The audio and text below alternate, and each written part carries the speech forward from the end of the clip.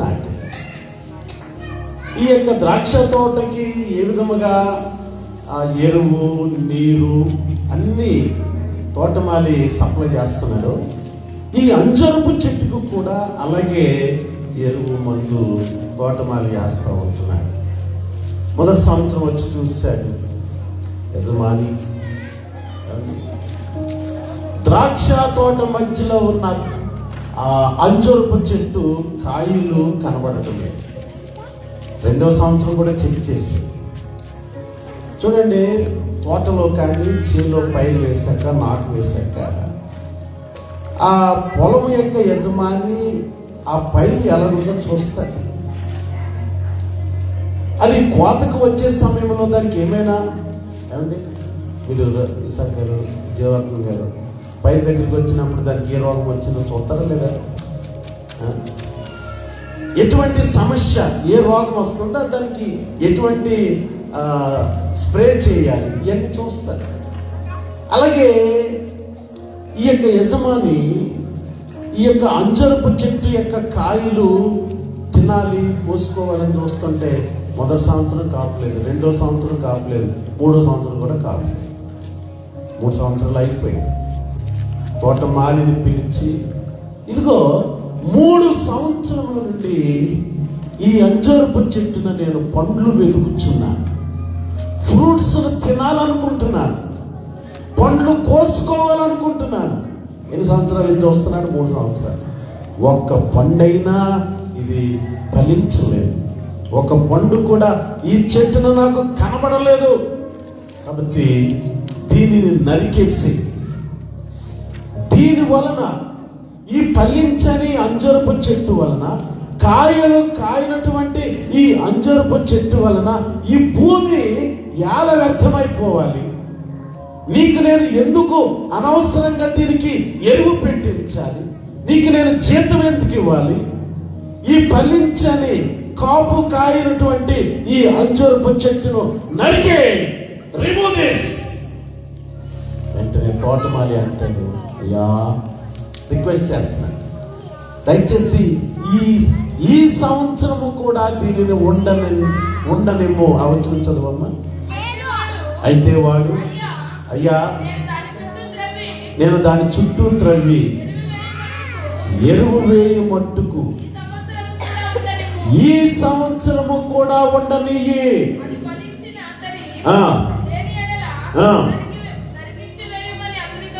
అతనితో చెప్పాను.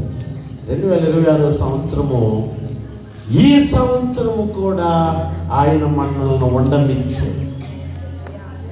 2026 సంవత్సరంలో అడుగు పెట్టిన మనకు ఈ సంవత్సరం ఒక గ్రేస్ పీరియడ్. ఇది గ్రేస్ మార్క్స్ అంటే తెలుసా మీకు?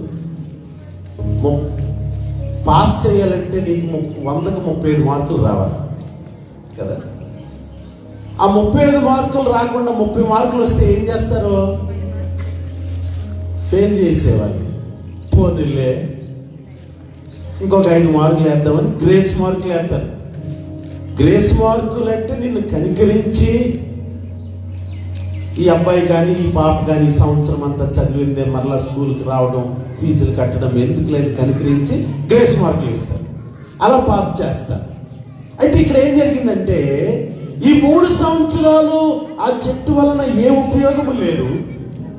అయితే తోటమాలి రిక్వెస్ట్ చేస్తున్నాడు, అయ్యా ప్లీజ్ ఈ సంవత్సరం కూడా ఉండనివ్వండి, దీని చుట్టూ నేను త్రవ్వుతాను, ఏదన్నా పురుగు పట్టిందా, ఏదైనా తెగులు వచ్చిందేమో చెక్ చేస్తాను, ఎరువు వేస్తాను, నీరు పెడతాను, ఫలిస్తే ఉండనివ్వండి, ఫలించకపోతే దీనిని నరికివేయండి. దేవుని బిడ్డలారా, ద్రాక్ష తోటలో నాటబడిన అంజూరపు చెట్టు మనమే.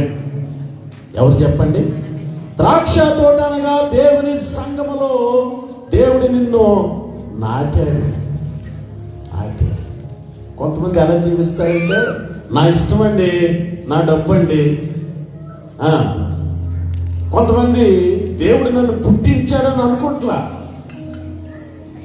కీర్తనకారుడు అంటాడు, నా తల్లి గర్భంలో నన్ను పుట్టించిన వాడు నీవే. ఈ భూమి మీదకి మనం ఎలా వచ్చామో ఆ ద్రాక్ష తోటలో ఆ చెట్టులు ఎలాగైతే తోటమాలి నాటాడో, ఈ లోకములోనికి దేవుడు నిన్ను నాటాడు. నీ తల్లి గర్భములో నిన్ను నిర్మించిన వాడు ఆయనే. 129వ కీర్తన 139 13 వచ్చిన చదవండి. నా అంతరంద్రియములను నీవే కలుగు చేసితివి. నా తల్లి గర్భమందు నన్ను నిర్మించిన వాడువు నీవే. హల్లెలూయా. ఈ భూమి మీదకి దేవుడు నిన్ను ఎలా తీసుకొచ్చాడంటే, నీ తల్లి గర్భంలో ఆయన నిన్ను పిండమ్మగా చేశాడు. ఇర్మీయా భక్తుడు అంటాడు, ఏమని అంటాడంటే, నేను పిండమనై ఉండగా, నా తల్లి గర్భంలో నేను పిండమనై ఉండగా నీ కన్నులు నన్ను చూచాయి. చాలా మంది అంటారు మనిషి కోతులో నుండి వచ్చాడంటారు. ఎక్కడి నుండి వచ్చాడంట? కోతులో నుండి, పిల్లిలో నుండి, గాడిలో నుంచి రాలేదు, లేకపోతే ఏదో గుడ్డులో నుంచి రాలేదు. నీ తల్లి గర్భంలో దేవుడే నిన్ను పిండమ్మగా చేసి, నీకు చెవులు, ముక్కులు, అవయవాలు దేవుడు నీకు పెట్టాడు. ఈ లోకంలోనికి దేవుడు నిన్ను తీసుకొచ్చాడు. ఈ లోకంలో దేవుడు నీకు జన్మనిచ్చాడు. ఎందుకు అనగా, దేవుడు నిన్ను తన పోలికనిచ్చి తన కొరకు దేవుని కొరకు ఈ భూమి మీద నిన్ను జీవింపజేస్తున్నాడని నేను జ్ఞాపకం చేస్తున్నాను. ఈ సంవత్సరం కూడా ఉండనియ్యి. దేవుని బిడ్డలారా, నీ జీవితంలో దేవుడు నిన్ను ఎందుకు ఈ యొక్క సంవత్సరాన్ని మరలా ఇచ్చాడంటే, నువ్వు దేవుని కొరకు జీవించాలి. నేను మీకు కొన్ని మాటలు జ్ఞాపకం చేస్తున్నాను. ఎన్ని సంవత్సరాలు చెక్ చేశాడు యజమాని? అందరూ చెప్పండి అమ్మా. 3 సంవత్సరాలు. 3 సంవత్సరాలు. 3 సంవత్సరాలు అనగా, మొదటి సంవత్సరము ఒక మనిషికి జీవితంలో 3 కాలాలు ఉన్నాయి. 1వదిగా బాల్యము, 2వదిగా యవ్వనము, 3వదిగా వృద్ధాప్యం. 3 కాలాలు ఉన్నాయి. నీవు బాల్యములో ఉంటుండగా దేవుడు నీ దగ్గరికి వచ్చాడు. నువ్వు బాలుడిగా ఉన్నప్పుడు, నీవు చిన్న వయసులో ఒక బాలికగా ఉన్నప్పుడే దేవుడు నీ దగ్గరికి వచ్చాడు. దేవుడు నిన్ను దర్శించాడు. సండే స్కూల్లో దేవుడు నీతో మాట్లాడాడు. చిన్నప్పుడు ఎక్కడో ఒక మీటింగ్ లో దేవుడు నీతో మాట్లాడాడు. కానీ అప్పుడు నువ్వు దేవుని దగ్గరికి రాలేదు. దేవుని ఎప్పుడు జ్ఞాపకం చేసుకోవాలంటే, నీ బాల్య దినముల యందే. ప్రసంగి గ్రంథము 12వ అధ్యాయము 1-2 వచనం చదవండి. త్వరగా చదవాలి నాకు. ప్రసంగి, దుర్దినములు రాకముందే ఇప్పుడు వీటి యందు నాకు సంతోషము లేదని చెప్పు. సంవత్సరములు రాకముందే తేజస్సులకును, సూర్య చంద్ర నక్షత్రములకును, చీకటి కమ్మకముందే, వాన వెలిసిన తర్వాత, మేఘములు రాకముందే, ఎప్పుడో నీ బాల్య దినములు యందే నీ సృష్టికర్తను స్మరణకు తెచ్చుకో. దేవుని బిడ్డలారా, దేవుడు నీ దగ్గరికి నీ బాల్యంలో వచ్చాడు. దేవుడు వాక్యాన్ని పంపించాడు.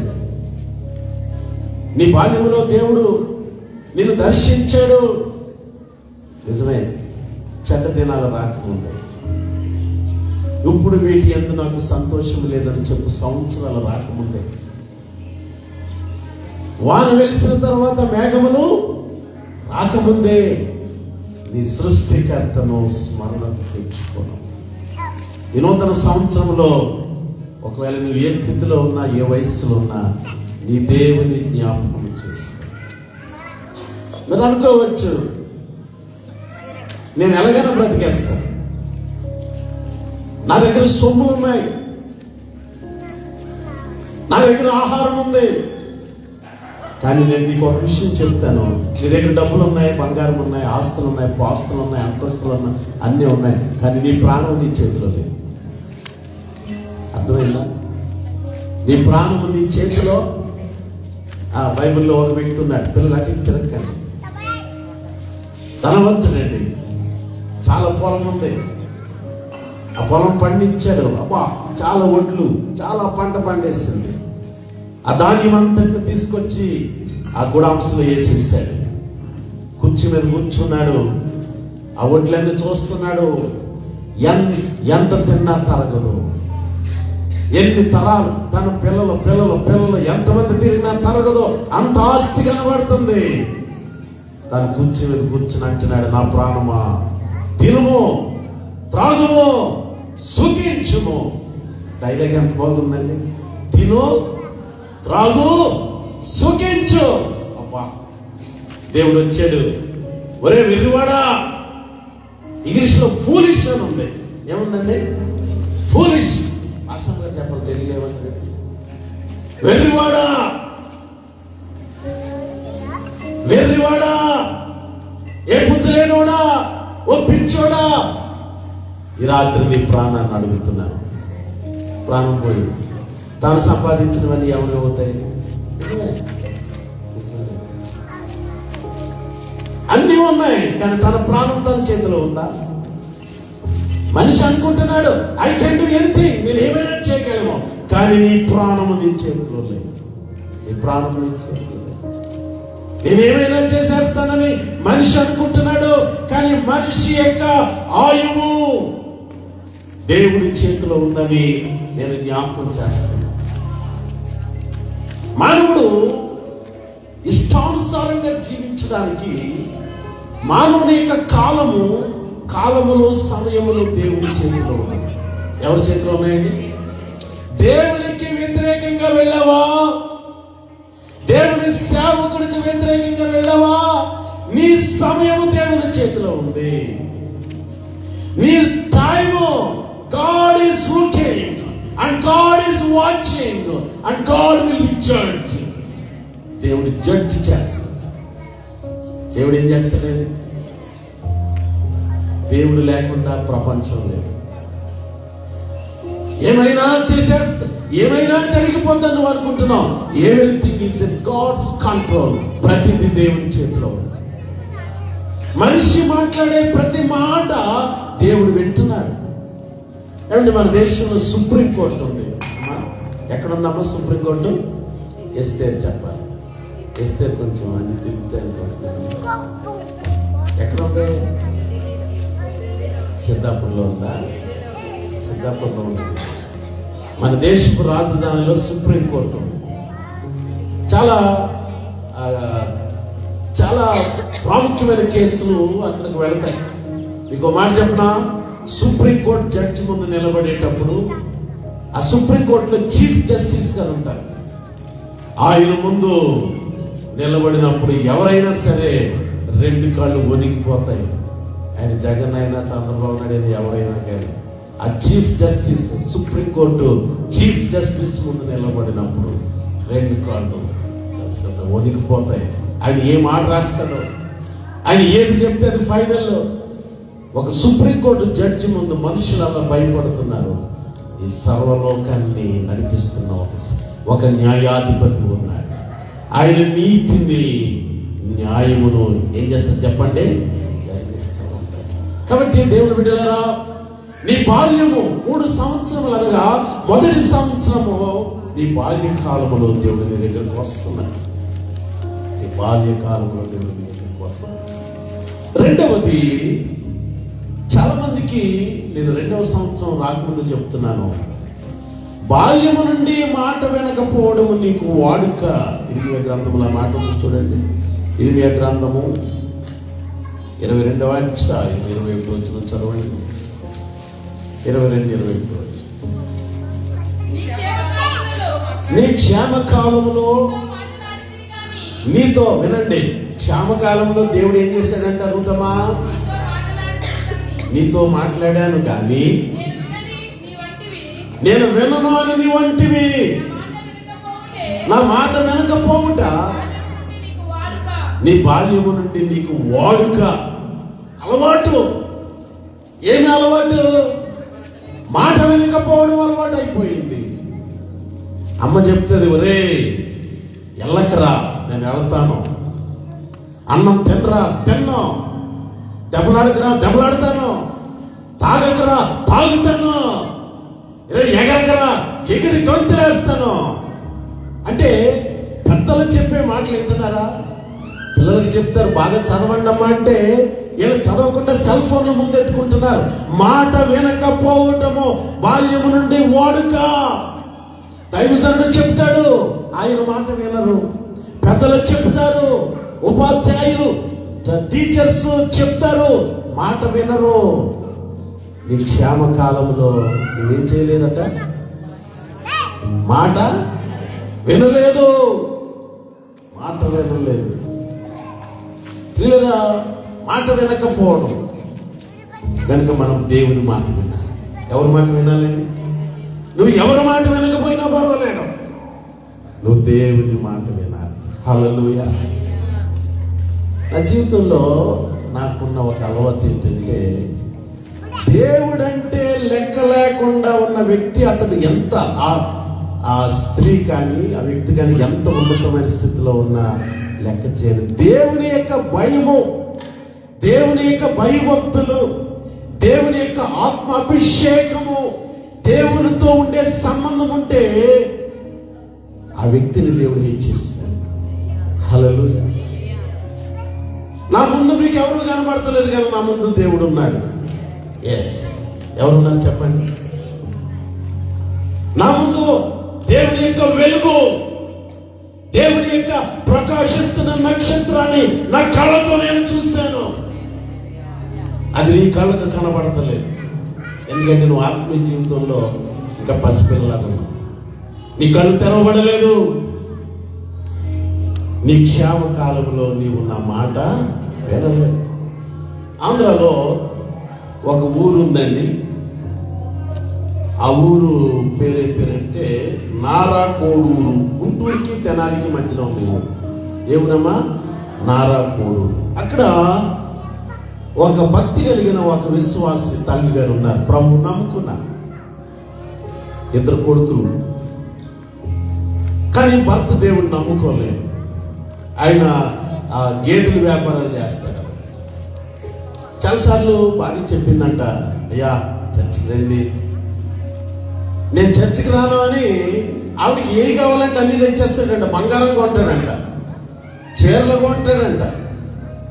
అబ్బా, మా ఆయన కూడా అలాగా 4 పట్టు చీరలు అట్టుకొచ్చేస్తే నాకు ఎంత సంతోషం నువ్వు అనుకుంటావు. అలాగని మీ ఆయన గారు చేస్తే ఒక గంట సేపు ఆయన్ని పొగుడుతూ ఉంటాం.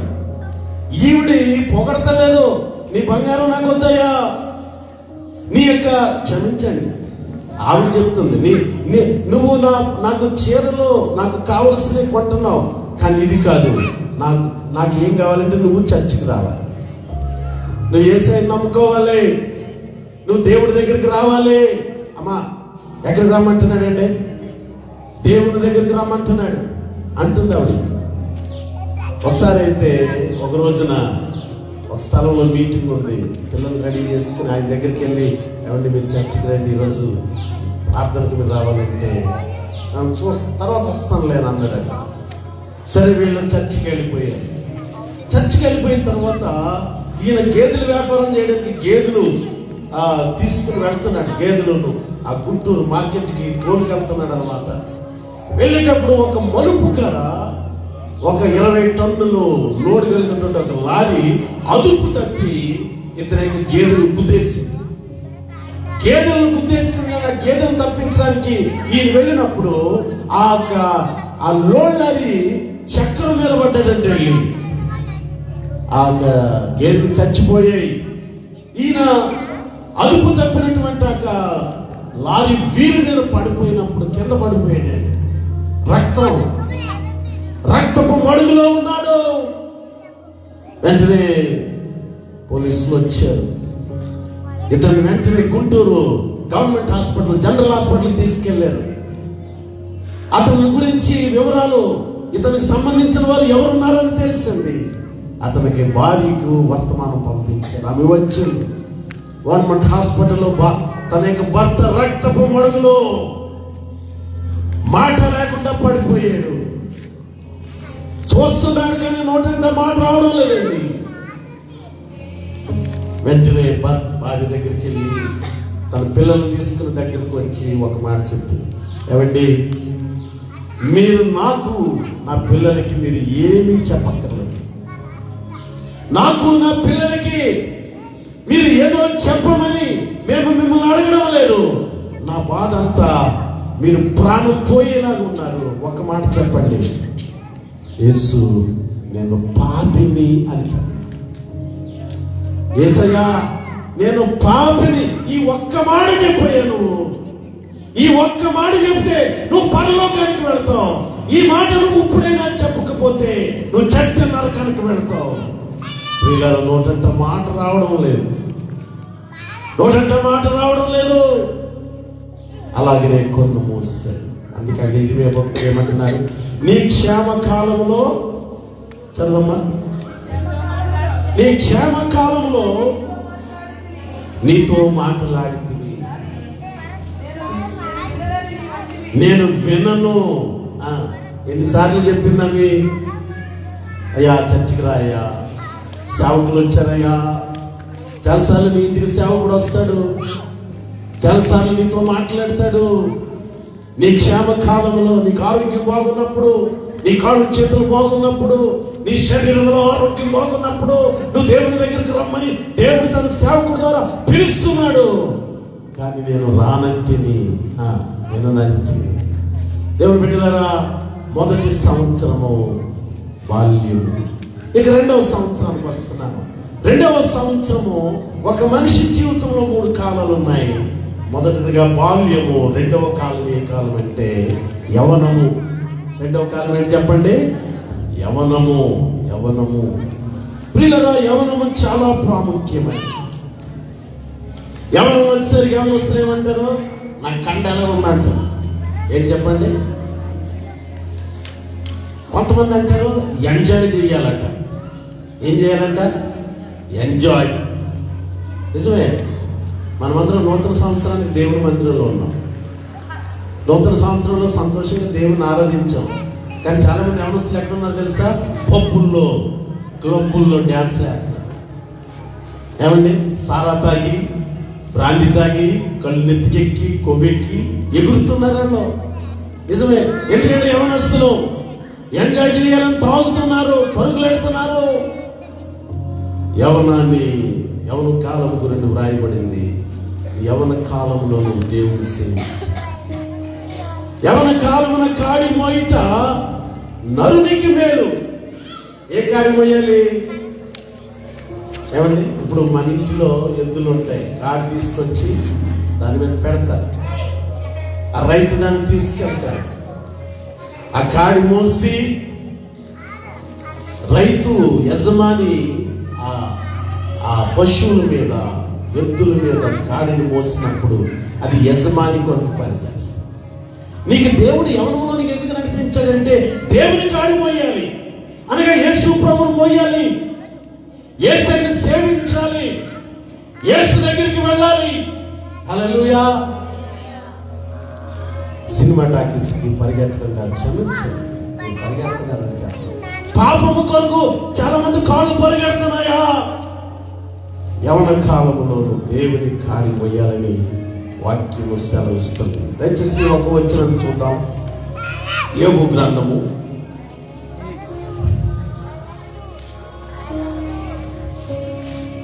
36వ అధ్యాయం 11వ వచనం చదవండి.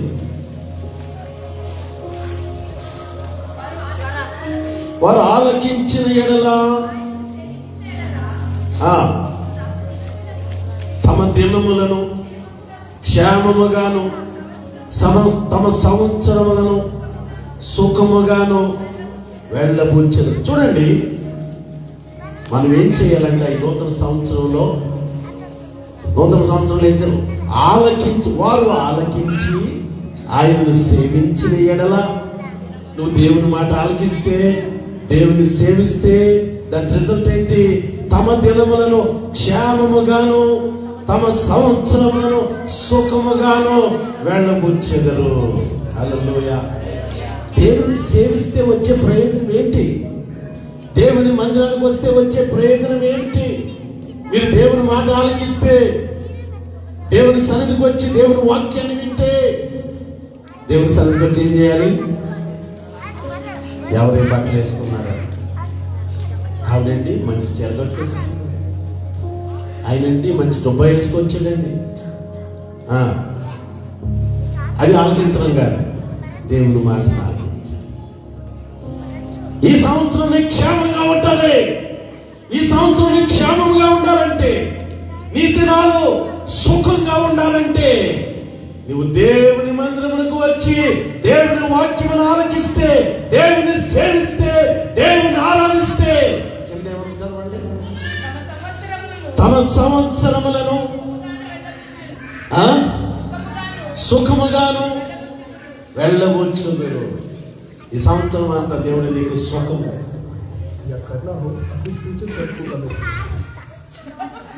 ఏం చేస్తున్నారు మీరంటే? నేను బ్రతుకు దినములని కృపాక్షేమం. దేవుని సన్నిధికి వస్తే దేవుడిని ఎంతగా పంపిస్తాడు? కృపాక్షేమం, కృపాక్షేమం. హల్లెలూయా, హల్లెలూయా. దేవుడు ఎంత గొప్పవాడు. దేవుని సేవించే పనిలో ఉన్నావా? యవనస్తులు, యవన కాలంలో మీ శక్తిని దేవుని కొరకు వాడు. మీ ఆశను పాపము కొరకు కాదు, దేవుని కొరకు. హల్లెలూయా, హల్లెలూయా. చాలా మంది నేను పలానా అమ్మాయిని ప్రేమించానండి, ఐ లవ్ యూ చెప్పానండి, ఆమె కూడా ఐ లవ్ యూ టూ అందండి. టూ అంటుంది, TWO. ప్రేమలో పడ్డామండి, దోమలో పడ్డామండి, ప్రేమలో పడ్డామండి, పెళ్లి చేసుకున్నానండి, ప్రేమ వైఫల్యం అయిపోయింది. ఏమైపోయిందంట? యవన కాలంలో చాలా మంది వాళ్ళ జీవితాలు వెళ్ళకపోవడం. క్షమించండి, యవనస్తుల గురించి మాట్లాడుతున్నారు. ఈ దినాల్లో అరేంజ్డ్ మ్యారేజెస్ లేవు. ఈ ప్రేమ పెళ్లిళ్ళు 70% ఒక సంవత్సరం తిరగకముందే డివోర్స్లోకి వెళ్ళిపోతున్నాయి. కోర్టులో చాలా కేసులు ఫైల్ అవుతున్నాయి. ఏమైందంటే ప్రేమించాడండి, నేను ప్రేమించాను, ఏమైంది? సంవత్సరంలో విడాకులు అయిపోతున్నాయి. యవన కాలంలో దైవజనుల దగ్గరకు వచ్చి ప్రార్థన చేసి, నాడిలో దేవుని చిత్తం ఏంటండి? నాకు దేవుడు ఏ అమ్మాయిని తన చిత్తంలో నా కొరకు ఏర్పాటు చేస్తాడని ఎప్పుడైనా దేవుని సేవకుడి దగ్గర అడిగావా? ప్రార్థన చేయించుకున్నావా? ఒకసారి ఒక ఎమ్మెల్యే గారు ఎలక్షన్ నిలబడ్డాడు, ఎమ్మెల్యే అవ్వాలి, ఎమ్మెల్యే క్యాండిడేట్గా నిలబడ్డాడు. అందరు నోట్లు ఏమంటున్నాడు? ఒక పిచ్చి హాస్పిటల్ పిచ్చోళ్ళు ఉన్నారు, మన సురేష్ లాంటి వాళ్ళు, అర్థం లాంటి వాళ్ళు. ఒక పిచ్చి అంటే వీళ్ళు కాదు, ఇలా ఒక బ్రదర్ని పిలిచి మనకి ఎవరినో పిలిచి, ఇదిగో ఓట్లు అందరూ వేయాలి. పిచ్చి హాస్పిటల్ అన్న పిచ్చోళ్ళు కూడా తీసుకొచ్చి ఓట్లు వేయించారు. సుందరమ్మ పిచ్చి హాస్పిటల్లో పిచ్చోళ్ళు తీసుకొచ్చి ఓట్లు వేస్తాడు. వాళ్ళు ఓట్లు వేస్తారా, అక్కడ ఏం చేస్తారో తెలియదు కదా. అలా అన్నారండి. ఎందుకండి సార్, మీకు ఓట్లు వేస్తామో ఆ పిచ్చోళ్ళు వదిలేండి అంటే, నాకు పిచ్చోళ్ళు ఓట్లే కావాలండి. సరే పిచ్చి హాస్పిటల్కి వెళ్ళారు. అక్కడ మెంటల్ డాక్టర్ గారు ఉన్నారు, గదిలో పిచ్చోళ్ళ దగ్గర తీసుకెళ్ళారు. ఒక గది ఓపెన్ చేస్తే అక్కడ పిచ్చోడు. ఆయన ఏం చేస్తున్నాడంటే, గోడకున్న ఆ రంగు అంతా పైనుంచి గీరేసి ఏమంటున్నాడంటే, ఎలా గీరేయడం? లిల్లీ అంటున్నాడు. మళ్ళా ఏం చేస్తున్నాడు? ఈ గోడగాడు వస్తున్నాడు, ఆ పెయింట్ అంతా కిందకి లాగేసి లిల్లీ ఏంటి. మళ్ళా కాసేపటికి ఏం చేస్తున్నాడంటే, ఈ ఎలక్షన్ నిలబడ్డాయని పిచ్చెక్కిపోతుంది. ఈ పిచ్చోడి చేత ఓటేయించుకుని ఈయనేదో బాగా బోనస్లు ఓట్లు ఎక్కువ చేసుకున్నారు అనుకుంటే, ఈయన లిల్లీ లిల్లీ లిల్లీ అంటున్నాడు. తర్వాత ఆ రంగుతో ఏం చేస్తున్నాడంటే, ఎల్ఎల్వై అని రాసేసాడు. ఎల్ఎల్వై అంటే ఏంటి స్వాతి? లిల్లీ. ఈయన అడిగాడు, ఎమ్మెల్యేగా నిలబడిన క్యాండిడేట్ అడిగాడు, ఏమండి పిచ్చెక్కింది ఏంటి కేసు అంటే, డాక్టర్ గారు చెప్పారు, ఆ పిచ్చి హాస్పిటల్ డాక్టర్ గారు పిచ్చెక్కిందండి అని. పిచ్చెక్కితే లిల్లీ అని రాస్తున్నాడు కదండి. లిల్లీ అని ఇంగ్లీష్లో స్పెల్లింగ్ కరెక్ట్గా రాశాడు. ఏంటి ఎట్లా పిచ్చెక్కింది సార్ అని అంటే, దీనికి ఒక స్టోరీ ఉందండి అంట. ఈ పిచ్చోకి ఒక స్టోరీ ఉందంట. ఫ్లాష్ బ్యాక్ వెళ్తే ఈయన ఫీడ్బ్యాక్ ఇస్తున్నాడు ఆ పిచ్చోడు. ఫ్లాష్ బ్యాక్ 4 సంవత్సరాల కథ అంటది. 4 సంవత్సరాల కథ చెప్తున్నాను సార్. ఈయన లిల్లీ అనే అమ్మాయిని 4 సంవత్సరాల కిందట ప్రేమించాడు. లిల్లీ కూడా ప్రేమించినట్టే చేసిందంట. ప్రతిరోజు పొద్దున్న లెక్కన రెడీ అయిపోయి బైక్ మీద షికార్లంట. మీకు తెలీదు, ఈ ఎర్రాజ్ క్యాంపు, ఈ రోడ్లన్నీ, అలాగే ఏపీఎంస్ అన్నీ తిరిగారు. మీరు చూసే ఉంటారు కానీ మీరు కనిపెట్టలేదు. అలా గొంతుకల్ క్యాంపు, మీ 4th వార్డు లక్ష్మణ్ గారి ఇటువైపు కూడా వచ్చు. వీళ్ళందరూ వెళ్ళారు, మీకు తెలియదు అనమాట. ఎవరో అనుకున్నారు, ఇద్దరు తిరిగారు. అలా మళ్ళీ ఇదంతా తిరిగి అలా రిలయన్స్ మార్ట్ గంగాధర్ తీసుకెళ్ళిపోయి లిల్లీ మొత్తం అన్ని లిల్లీ పనులు చేసి లొల్లి చేసేసి 4 సంవత్సరాల్లో ఈ పిచ్చోడు అయిపోయిన డబ్బు వీడి దగ్గర ఉంటున్న లక్షలు అన్నీ ఖర్చు పెట్టేసి లిప్స్టిక్, కళ్ళజోళ్ళు, పాండ్స్, ఫౌండేషన్,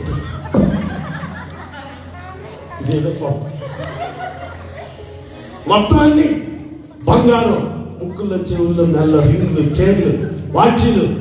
ఈ దగ్గర ఒక 5-6 లక్షలు ఉంటే 4 సంవత్సరాల్లో లిల్లీ మొత్తం ఖర్చు పెట్టేసి మంచి అడిగాడు. Lily, when we're going to get married, పెళ్లి ఎక్కడ చేసుకుందాం? హైదరాబాద్, చదివి ఢిల్లీలో తీసుకుందాం. హైదరాబాద్లో తాజ్ హోటల్లో పెడదాం. లిల్లీ నా సొంతం అయిపోతుందని అనుకుంటున్నాడు. 4 సంవత్సరాలు అయింది. లిల్లీ మళ్ళీ అడిగింది. అప్పుడు వీడి దగ్గర ఉన్న 4-5 లక్షలు అయిపోయాయి. లిల్లీ, నా దగ్గర డబ్బులన్నీ అయిపోయాయి, కానీ నేను నిజంగా ప్రేమిస్తున్నాను. ఈవిడంది, నేను నిన్ను పెళ్లి చేసుకుంటున్నాను. ఇక నీ ప్రేమ నా ప్రేమ బ్రేక్. ఏమైపోయింది? ఎప్పుడైతే ప్రేమ బ్రేకప్ అయిపోయిందో వీడికి మైండ్లో కూడా బ్రేకప్ స్టార్ట్ అయిపోయింది. మెంటల్ షాక్ అయిపోయింది. జీవరత్నం గారు ఇమానుయేల్ రాజు లాంటి వాళ్ళు కింద పడిపోయి దొల్లి కాళ్ళు చేతులు కట్టుకుంటుంటే వాళ్ళిద్దరూ కలిసి ఆ ధారవాడ మెంటల్ హాస్పిటల్ పెట్టేశారు. ఆ రోజు నుంచి 4 సంవత్సరాలుగా ఆ ప్రేమలో ఉండి, ఆ ప్రేమను అనుభవించి లిల్లీ తనను పెళ్లి చేసుకోలేదని అతను అంత మాట ఇలా గీక్తున్నాడు. లిల్లీ అంటున్నాడు, అలా గీక్తున్నాడు, ముఖాలు బాగుంటున్నాడు. ఇక్కడ లిల్లీ, ఇక 24 గంటల లిల్లీ అనిపించాడు. అర్థమైంది? ఇది స్టోరీ. డాక్టర్ గారు, సరేలేండి చెప్పించాడు, లోపల ఇంకో గదిలోకి వెళ్తారంటారు. అక్కడికి వెళ్ళి ఆ గదిలోకి వెళ్ళిన తర్వాత ఆయన ఏం చేస్తున్నాడంటే అక్కడ కుర్చీ మీద కూర్చున్నాడు. అలా కూర్చోడున్నాడు. తక్కువని ఈ తలలో పీక్కున్నాడు. లిల్లీ అన్నాడు. తల పీక్కున్నాడు. లిల్లీ అన్నాడు. తలంతా పీకేసుకుంటున్నాడు. లిల్లీ అన్నాడు. ఏంటి సార్, ఈ ఎమ్మెల్యే క్యాండిడేట్ గారికి ఏమో అర్థం కాలేదు. ఇందాక ఆయన లిల్లీ అని ఇదంతా గోలగోలగా ఉంది. మళ్ళీ లిల్లీ పేరు చెప్తున్నాడు ఏంటంటే, సార్ ఇది ఇంకో స్టోరీ. ఇక్కడ ఇందాక మీరు చూస్తున్నటువంటి పిచ్చోడు ఏం చేశాడంటే, లిల్లీ దొరక్క పిచ్చోడైపోయాడు. లిల్లీ మోసం చేసినందుకు పిచ్చోడైపోయాడు. ఏ లిల్లీ అయితే అతను మోసం చేసిందో ఆ లిల్లీను ఈయన పెళ్లి చేసుకుని పెళ్లాడి ఈయన పిచ్చోడైపోయాడు. లిల్లీ ఇద్దరిని దెబ్బకొట్టింది. లిల్లీ ఏం చేసింది చెప్పండి? ఇక ఆ లిల్లీని చేసుకుని 4 సంవత్సరాలు సంతోషంగానే చూస్తుంది. తర్వాత పిచ్చోడైపోయాడు. చేసుకుని ఈయన పిచ్చోడైపోయాడు. అందుకని కూర్చుంటున్నాడు. తలపిక్కున్నాడు లిల్లీ అన్నాడు. తలపిక్కున్నాడు లిల్లీ అన్నాడు. యవనస్తులు జీవితాలు ఎలా ఉన్నాయి? చాలా మంది కథలు ఎలా ఉన్నాయి? చాలా మంది ప్రియులరా, అయ్యో నా జీవితానికి దేవుడు ఎవరిని సిద్ధపరిచి, నేను దేవుని సన్నిధిలో ప్రార్థన చేయాలి, నీ చిత్తంలో ఉన్న వ్యక్తితో నాకు వివాహం జరగాలని వారు కోరుకోవడం లేదు. నీ యవన కాలము అది చాలా ప్రాముఖ్యమైనది. ఈ ద్రాక్ష తోటలో నాటబడిన ఈ అంజరపు చెట్టుల గురించి దేవుడు మాట్లాడుతూ ఉంటున్నాడు. మొదటి సంవత్సరం వచ్చినప్పుడు ఫలములు కాయలే. 2వ సంవత్సరం నీ యవన కాలంలో దేవుడు అనేక సార్లు నీతో మాట్లాడుతూ ఉంటున్నాడు. కానీ ఏం లేదంటే అండి, కీర్తన గ్రంథము 17వ అధ్యాయం చివరి వచనం చదువు.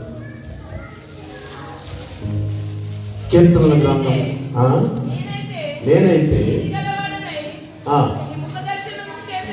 నీ ముఖ దర్శనము చేసేదను. నేను మేలుకొని ఉన్నప్పుడు నీ స్వరూప దర్శనముతో నేనైతే నీతి గలవాడనే ఏం చేస్తానంటమ్మా? నీ ముఖ దర్శనము చేసేదను. హల్లెలూయా. ఏ దర్శనం చేయాలి? మొన్న మేము కనికిగిరి వెళ్ళాం. కనిగిరి అంటారు కానీ నేను కనకగిరి అంటున్నాను. కరెక్ట్గా అలాగే చెప్పాలి. అక్కడ ఒక ఆయన ఉన్నారు, గుంటూరు క్యాంప్లో భార్య భర్తలు ఆ తోటలో పని చేస్తున్నారు. రమ్మని చాలాసార్లు చెప్పారు. మేము అక్కడికి వెళ్ళాం. అక్కడ దానిమ్మ తోట ఉంది. ప్రియులారా, అతను చాలా ధనవంతుడు, రియల్ ఎస్టేట్ బిజినెస్ ధనవంతుడు. అక్కడ ప్రార్థన పెడితే ఆయన కూర్చున్నారు. మా కుమార్తె చేత కాయలు కోసావమ్మా. ఆయన సెంటిమెంట్ ఏంటంటే చిన్న తల్లి చేత కాయలు కోయించుకున్నాడు. నిజమే. అక్కడ ప్రార్థన చేసి వచ్చాం. దేవునికి స్తోత్రం. మాతో 4-5 వచ్చారు. అక్కడ చక్కగా ప్రార్థన జరిగింది తోటలో. హల్లెలూయా, హల్లెలూయా. నేనైతే నీతి గలవాడనై నీ ముఖ దర్శనం చేసేదను. ఈ నూతన సంవత్సరంలో పొద్దునే లెక్కనే దేవుని ముఖాన్ని చూడాలి, దేవుని ముఖ దర్శనాన్ని చేయాలి. కొంతమంది బిజినెస్కి వెళ్ళేటప్పుడు వాళ్ళ ఇల్లాలని పిలిచి, ఇల్లాలు గారు నా ముందు నిలబడింది అంటారు. ఎవరు ముందు రావాలంట? ఎవరు ఎదురు రావాలంట? ఇల్లాలు వచ్చేలోపు బిల్లు వచ్చిందనుకో నేనేం చేస్తాడో క్యాన్సర్. ఒకవేళ విధవరాలు వచ్చిందనుకోండి, వీళ్ళంతరా క్షమించాలి. ప్రియులారా, విధవరాలను ప్రేమించి, విధవరాలను గౌరవించాలి. మనుషులు వాళ్ళకి నచ్చినటువంటి వ్యక్తులు ఎదురు రావాలి, వారి ముఖ దర్శనం కావాలి.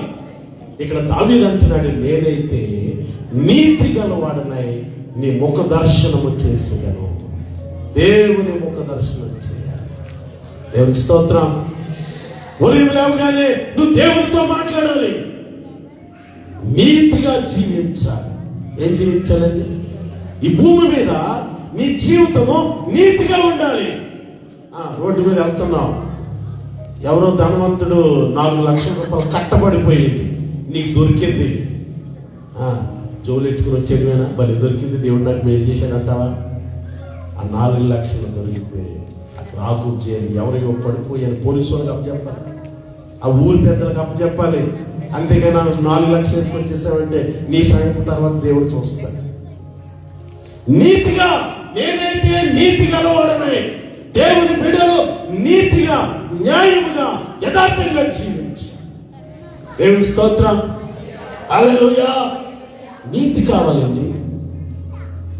ఒకవేళ దేవుడు ఒక 4 కోట్లు 10 కోట్లు ఇస్తే అది దేవుని పని కొరకు, అది సొంతంగా స్వార్థంగా వాడడానికి అసలు కాదని, అది దేవుని పని కొరకు, దేవుని యొక్క రాజ్య వ్యాప్తి కొరకు.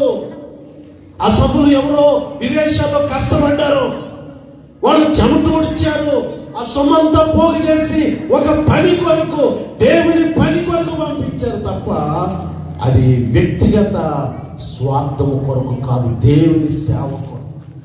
హల్లెలూయా. నీతి ఉందా? నీతి నీ దగ్గర లేకపోతే దేవుడు నీకు నీతిని నేర్పిస్తాడు. నేనైతే నీతి గలవాడనని ఏంటి చెప్పండి? ఒకవేళ అవినీతితో దానిని పట్టుకుంటే దేవుడు దాన్ని కక్కిస్తాడు. దేవుడు దానిని ఏ పని కొరకైతే అది వాడబడాలో ఆ పని కొరకు దేవుడు దానిని వాడిస్తాడు. అందుకే దానిని అంటున్నాడు, నేనైతే నీతి గలవాడని. ఏం చేస్తాడు? ముఖ దర్శనం వచ్చేసి నూతన సంవత్సరంలో మీకు కృపాక్షేమాలు రావాలి.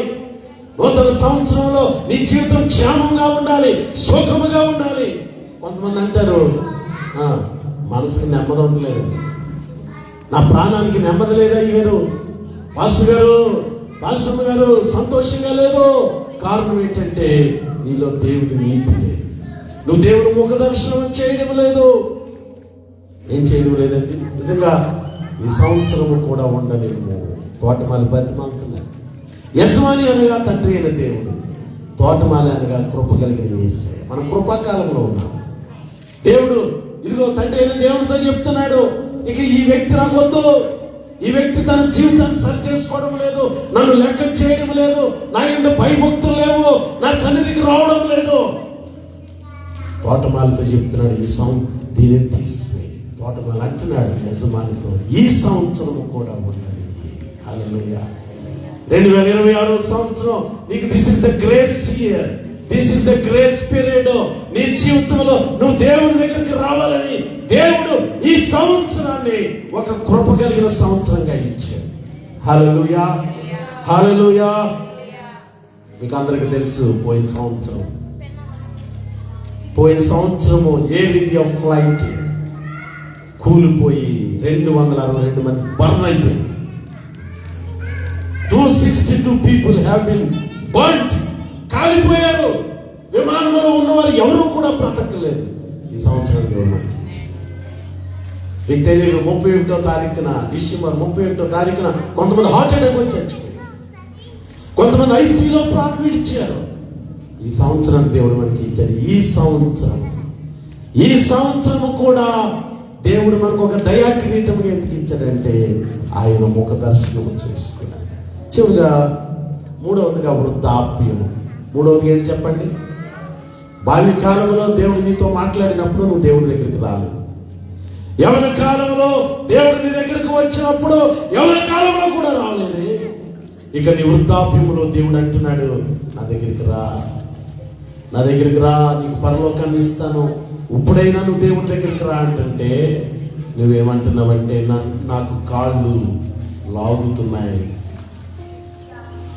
పాటలు పాడమంటే నా పళ్ళు ఊడిపోయాయి, నేను మాట్లాడేటప్పుడు తోసొచ్చేస్తుంది, చప్పట్లు కొట్టమంటే నా చేతులు నొప్పులుగా ఉన్నాయి, పలానా చోట 1,000 మంది అంత దూరం నేను నడవలేను. నిజమే, నువ్వు చెప్పే కారణాలన్నీ కరెక్టే, కానీ ఏదో ఒక రకంగా దేవుని యొక్క కృపతో నువ్వు బలం తెచ్చుకొని నువ్వు దేవుని సన్నిధికి వస్తే ఇది 3వ సంవత్సరం. 3 సంవత్సరాలు దేవుడు 3 సంవత్సరాలు అన్నాడు, కానీ ఒక వ్యక్తి యొక్క జీవితం అంతా ఉండేది. వాళ్ళ కాలం 2వ సంవత్సరం నీ యవన కాలము, 3వ సంవత్సరం నీ వృద్ధాప్యము. హల్లెలూయా. ఇప్పుడైనా దేవుడి దగ్గరికి వస్తావా? ఆయన కౌగిలిలోకి వచ్చి పడతావా? ఆయన సన్నిధిలో మోకరిస్తావా? నీ వృద్ధాప్యములో దేవుడు నిన్ను పిలుస్తూ ఉన్నాడు. చివరిగా ఒక వచనాన్ని చూపిస్తాను. నిర్గమకాండం 23వ అధ్యాయము దయచేసి 25వ వచనం చదవండి. నిర్గమకాండము 23వ అధ్యాయం 25వ వచనం. నీ దేవుడైన యెహోవాను సేవింపవలెను, అప్పుడు ఆయన నీ ఆహారమును నీ పానమును దీవించును, నీ మధ్య నుండి నీ రోగము తొలగించు. చూడండి, వెనకాల ఉన్నవారు పురుషులందరూ నా వైపు చూడాలి, స్త్రీలందరూ. నీ దేవుడైన యేసయ్యను నువ్వు సేవిస్తే నీవు తినే ఆహారమును ఆయన ఆశీర్వదిస్తాడు, నీవు త్రాగే పాదమును ఆశీర్వదిస్తాడంట, నీకు ఏ తెగులు రాకుండా ఆయన కాపాడతాడంట. ఎప్పుడు ఈ దేవుడైన యేసయ్యను నీవు సేవించాలి, ఆయనను పూజించాలి. హల్లెలూయా. అప్పుడు నువ్వు తిని దేవుడు దీవిస్తాడు. కొంతమంది ఏం చేస్తారంటే చికెన్ పలావు, మటన్ పలావు బాగా తినేసి, బిర్యానీ అంతా తినేసి గడ్డిలాగా ఉందంటే తిన్నాకేమంటారమ్మా, ఇదేం బాగాలేదు, గడ్డిలాగా ఉంది అంతే. నువ్వు పాపం చేస్తా ఉంటే నువ్వు తినేటువంటి తిండి అది ఎంత మంచి తిండి అని ఎలాగుంటుంది, అది గడ్డిలాగా తిండి. ఎంత విచారకరమైన దేవుని బిడ్డలారా, నీ జీవితంలో దేవుని సేవిస్తూ when you serve the Lord, దయచేసి మీరు అందరు లేచిన మనం దేవుని సేవిస్తే, నీ దేవుని వేకునే ఆయన ముఖ దర్శనం చేస్తే దేవుడు అంటున్నాడు, నీకు ఏ రోగము రాదు. Come on stand. నీకు ఏ రోగము రాదు. ఈ రోజున దేవుడు నీతో మాట్లాడుతున్నాడు. ఇదిగో తోటమాలి చెప్తున్నాడు, అయ్యా ఈ సంవత్సరం కూడా ఈ గ్రేస్ ఇయర్ ఈ సంవత్సరం కూడా ఉన్నది. గడిచిన సంవత్సరంలో అనేకులు చనిపోయారు, నిన్ను బ్రతికించాడు. ఈ సంవత్సరాన్ని దేవుడు నీకు ఇచ్చాడు. తోటమాల అంటున్నాడు, నేను దాని చుట్టూ త్రవ్వుతాను. చెడ పురుగులు, ఏ పురుగులు నన్ను లాగేస్తాను, ఎరువు పెడతాను. దేవుని సేవకుడి ద్వారా దేవుడు నీకు వాక్యమైన ఎరువులు పెడుతున్నాడు. దేవుని సేవకుడి ద్వారా దేవుడు నీతో మాట్లాడుతూ ఉన్నాడు. దేవుని సేవిస్తావా? బాల్య కాలంలో దేవుడు నీతో మాట్లాడాడు, యవ్వన కాలంలో నీతో మాట్లాడుతున్నాడు, నీ వృద్ధాప్యంలో దేవుడు మాట్లాడుతూ ఉంటున్నాడు. నీ జీవితాలను దేవునికి సమర్పించుకో. అలాగే పాస్టర్ గారు ప్రార్థన చేస్తారు. స్తోత్రం స్తోత్రం స్తోత్రం.